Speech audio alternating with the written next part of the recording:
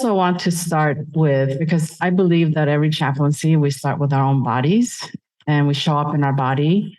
And I have really appreciated this morning's spiritual exercise, although we haven't really talked about this together. In fact, there's so much that's been led this morning that we've experienced in the last 30 minutes that I also want to draw attention to, which has to do with, it was called feel your feet. And I would say feel your feet in every other parts of the body that you're feeling, because we often leave out our bodily senses when we're entering a space of spiritual care.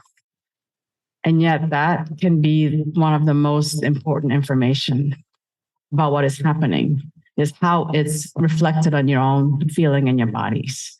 What we will do today together, I'm going to introduce meaning making as a framework for spiritual care for campus ministers, right? We talked about various topics, as I mentioned, about how to do this multi-religiously, how do we do it, what are some of the foundations in Bible and theology, how do we do this in paying attention to our mental health and leadership.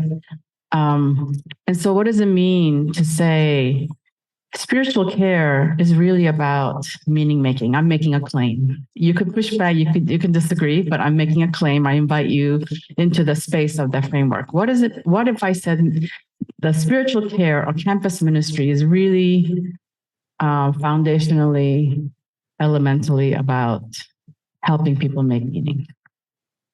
And what does that mean? Okay, we'll explore that today. And you're all in campus ministry context. So what does it mean to make meaning in that context?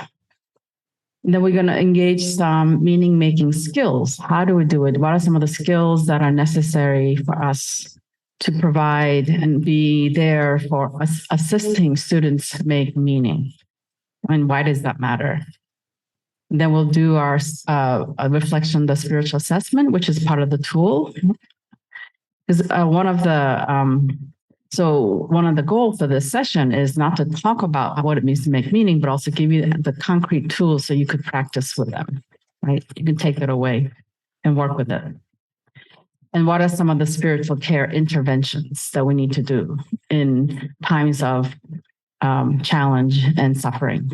So this is sort of the goal for today. And I have some questions for you to reflect on for the afternoon session, for you to have your discussion. So I'll present that at the end. So this is what we're hoping to do today. And I also want to say, I'm not going to sit here and lecture for the 3 hours. I mean, that's not my pedagogy. This will be participatory, which means I invite you to bring your own expertise into the room. For me, any decolonizing pedagogy of education is not to say there's one expert in the room, but that there is so much wisdom here.